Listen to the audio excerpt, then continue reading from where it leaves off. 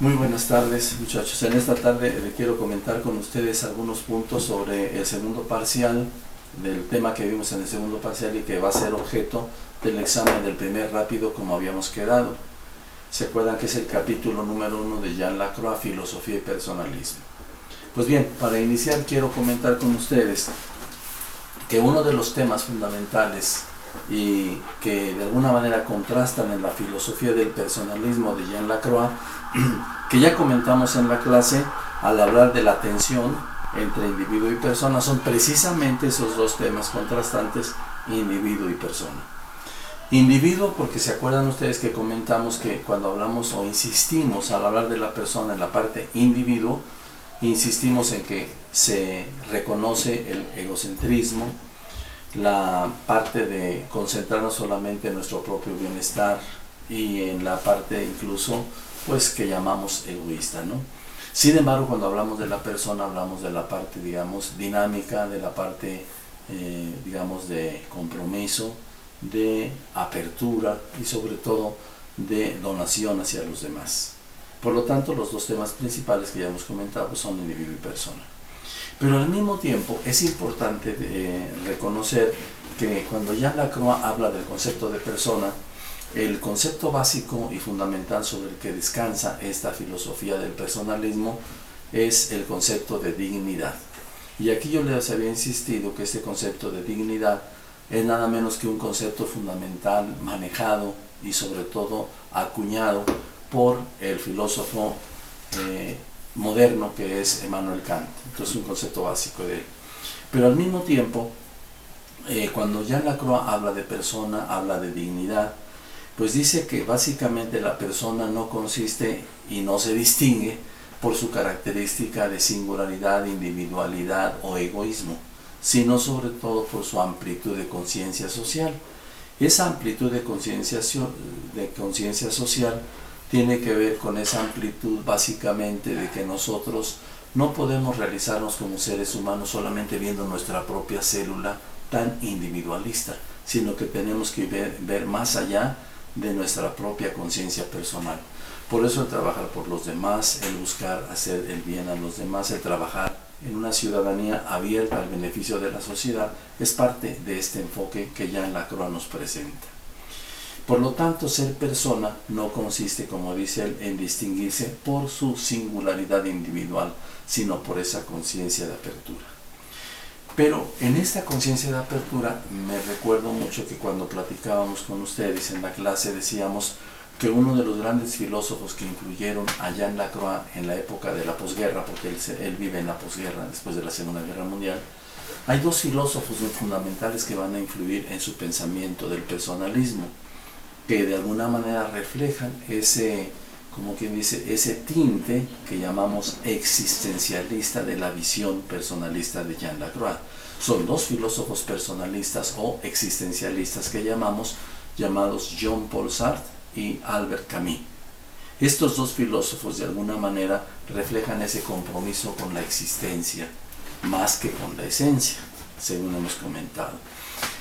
Pero en este proceso de humanismo y en este proceso de personalismo, Jean Lacroix dice que solamente cuando nosotros vivimos nuestra propia existencia nos vamos a enfrentar necesariamente a dos realidades, o bien dos experiencias, que son la experiencia de fracaso y la experiencia de culpabilidad, que son los que de alguna manera nos desarrollan y nos maduran como seres humanos. Por supuesto que la muerte, la resurrección, el sufrimiento, todo, pero él insiste en estos dos, que es el fracaso y la culpabilidad. Cuando el ser humano reflexiona en estos puntos, dice Jean Lacroix, pues va desarrollando su ser personal.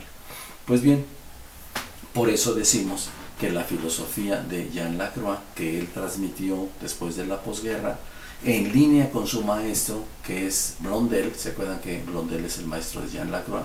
De alguna manera su filosofía refleja una reflexión sobre la experiencia, es decir, él no es nada teórico de alguna manera, sino que siempre está enfocado a los problemas de la sociedad, a la experiencia de la vida. Por eso se dice que su filosofía es filosofía de la experiencia. Pero en este sentido, Jean Lacroix también tiene razón cuando insiste que hay aspectos de la vida humana, sobre todo en su contexto social, que nos ubican en una situación de crisis. Y esa situación de crisis que él vivió después de la posguerra tiene que ver con la situación de crisis en muchos niveles. Para el momento que él vivió eran crisis de civilización, crisis de cultura, crisis de economía y crisis, pues definitivamente, de depresión en la posguerra. ¿Cuáles serían los aspectos con los cuales nosotros podríamos identificar la situación que vivimos hoy? Yo creo que hay muchos momentos o situaciones de crisis que hoy nos podrían llevar a pensar en esto, que es nada menos que la situación, por ejemplo, de violencia generalizada que hay en nuestro país, la situación, por ejemplo, de desempleo, la situación de daño ecológico que hemos dado al planeta, etc. Hay muchos momentos de crisis que podríamos hacer mención nosotros en este momento en paralelismo a lo que Jean Lacroix vivió. Pues bien, pero hay otra cosa que hemos comentado en el tema que yo explicaba y que ustedes recordarán. Decíamos que el personalismo o la persona tiene que ver con dos aspectos, uno que se llama ontológico y el otro histórico. El ontológico, ¿se acuerdan que explicábamos que tiene que ver con la esencia? Ontos tiene que ver con esa parte esencial que nos identifica como seres humanos, que puede ser animal racional, animal político, por ejemplo, según las filosofías que hemos visto en Aristóteles. Pero la parte ontológica es muy importante como seres humanos, porque es lo que nos califica como esencia, como seres humanos. Pero la parte histórica, eso también es importante en Jean Lacroix. Lo histórico tiene que ver con nuestra experiencia de vida. Y en este sentido se conecta con lo que decía, la filosofía de Jean Lacroix es experiencia. Por lo tanto, nuestra experiencia histórica que hemos vivido hasta ahora, cada uno de ustedes como seres humanos los identifica como personas. Por lo tanto, más que una filosofía, más que una doctrina acabada, que Jean Lacroix nos presenta, por eso a mí me gusta su filosofía, yo considero más que una filosofía acabada, es un proceso de humanización, un proceso de transformación para ir de un ser impersonal a un ser comunitario, dice él, ¿no? ¿Qué significa esto? Pues que estemos siempre viendo el bienestar de la sociedad y que de alguna manera no seamos tan egoístas que pensemos solamente en la parte individualista, sino sobre todo la persona que se abre al ser comunitario y a un ser con el otro, a un ser con nosotros. La alteridad que comentábamos en un momento dado. Por lo tanto, al final, ¿cuál sería la visión que Jean Lacroix nos transmite para definir y defender el concepto de persona? Dice que hay que defender el concepto de persona de todo lo que hoy en la sociedad, en su tiempo, pues eran muchas amenazas, ¿no? El totalitarismo, el fascismo, el nacionalsocialismo alemán. Y ahora en nuestro tiempo, dice Jean Lacroix, hay que tener respecto al concepto de persona, defenderla de la influencia de lo que se llama sistemas deshumanizantes, como por ejemplo un sistema que podría llevarnos a objetivizarnos, porque como veíamos por ejemplo con Bauman, ese filósofo que hablaba de la filosofía líquida o del amor líquido.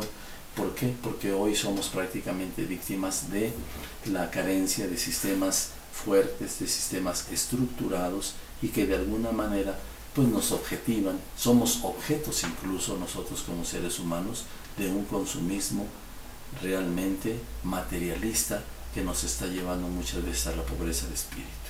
Con eso terminaría yo esta explicación y ojalá les sirva para contestar su examen rápido. Muchas gracias.